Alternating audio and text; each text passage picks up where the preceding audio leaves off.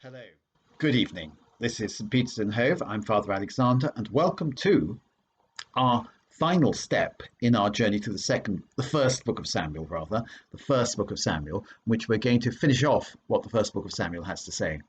Now, two things happen in the final chapters of the first book of Samuel. First of all, David, the future king, something that even his greatest admirers must find a bit embarrassing, has passed over to the Philistine side in the conflict and is working for the king of Gath. Well, he goes off raiding the Amalekites, the traditional enemy of the people of Israel. So that's sort of more or less okay, I suppose. And meanwhile, Saul and his sons are fighting the Philistines. And the book ends with the catastrophic defeat of the Israelite side at the Battle of Mount Gilboa.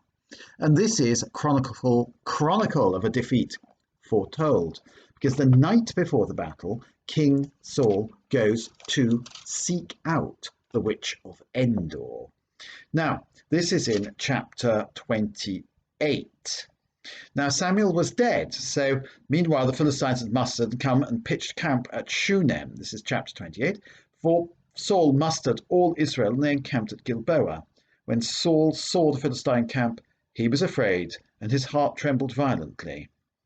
Saul consulted the Lord, but the Lord gave him no answer, either by dream, divination, or prophet. Saul then said to his servants, "Find a necromancer for me, so that I may go and consult her." The servants replied, "There is a necromancer at Endor." Now, the witch of Endor, the necromancer of Endor, doesn't sound so good, does it? The witch of Endor is a woman who is pursuing an illegal avocation. In fact, you shall not suffer a witch to live, it says in the Torah. What she's doing, this witch, is she is consulting the spirits of the dead to try and tell people what is going to happen on this earth. So she's a fortune teller and she's a medium, a sort of cross between the two. And this sort of thing must have gone on, and of course it's illegal, but Saul's servants know about her. So in other words, they have their eye on the witch of Endor. Saul, presumably like all kings, has a secret service. They have their eye on the witch of Endor. They know about her. They've tolerated her. Now they're going to use her.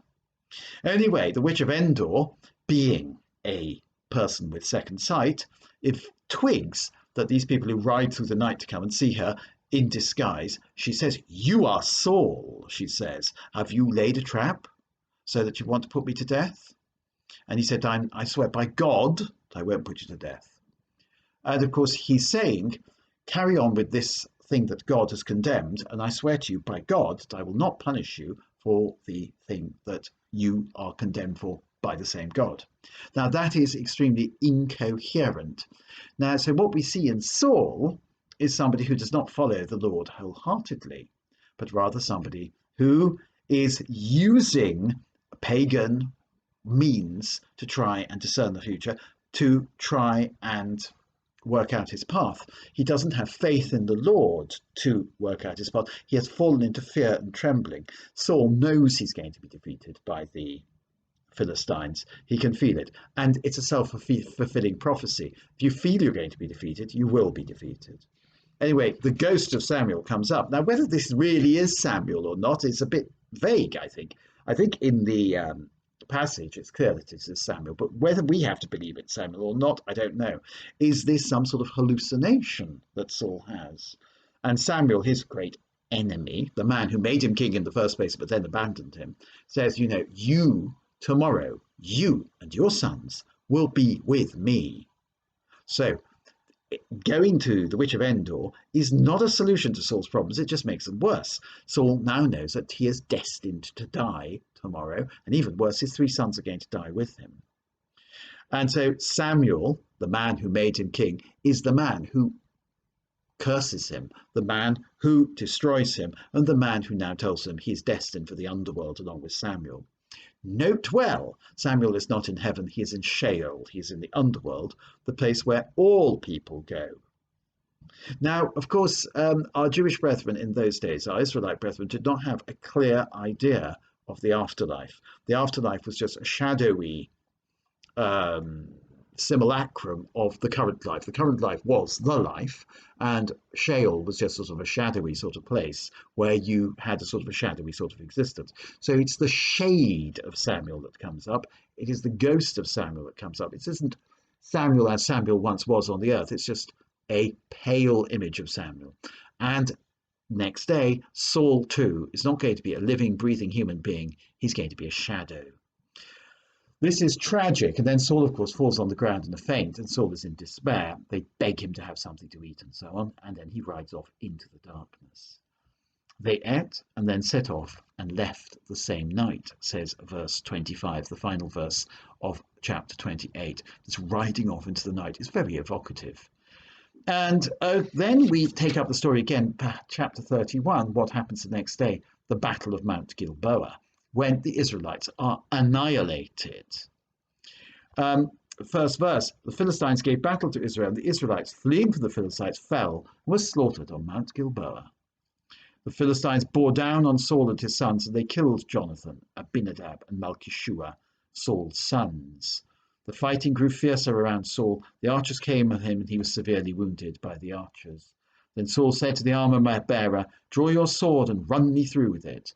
But of course, the armor-bearer refuses, and so Saul falls on his own sword, and then the armor-bearer does the same. The armor-bearer is his closest personal attendant.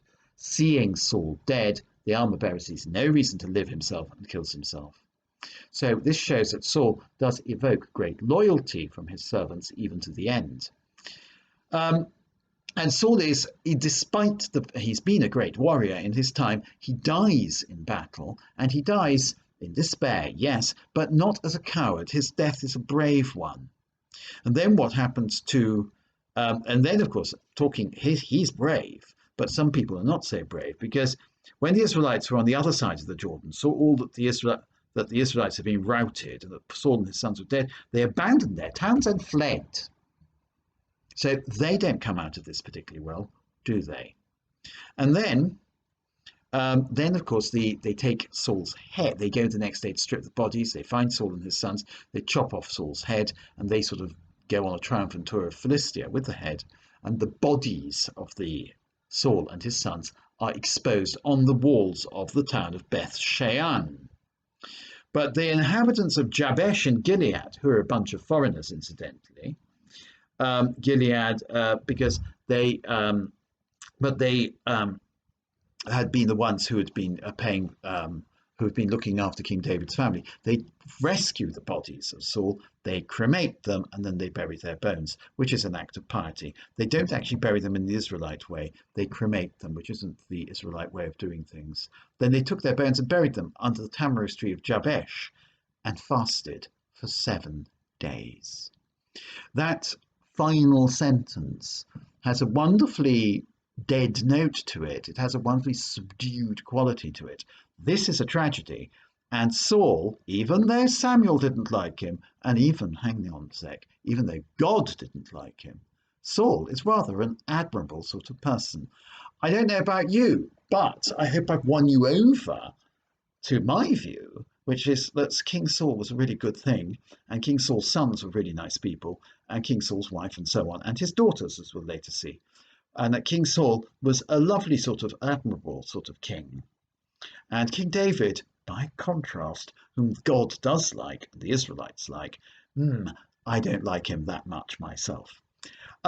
So it's terribly, terribly, terribly sad, this passage. It's brilliantly well written, this passage. The tone of this passage is exactly right. If you notice in chapter 31, which is only 13 verses, there's no commentary. There's no, oh God, what a disaster that Saul was dead. No, it's a bald recital of the facts, but it's very clear from the way the facts are recited and the grammar and the expression that the reader, the teller of the story, is with Saul, and the reader can only be with Saul as well. Okay, and this idea of the stripping of the dead, it's a beautiful passage, I think. It really does. This is sort of passage which we should have more of, I think, in November when we're thinking about the dead. And also, then they took their bones and buried them under the tamarisk of Jabesh and fasted for 7 days. Poor Saul, poor Jonathan, poor Malchishua and Abinadab. May they rest in peace. May God grant eternal rest to all those departed. And tomorrow, or whenever we get back to this, we'll look at the second book of Samuel. Good night for now. Bye.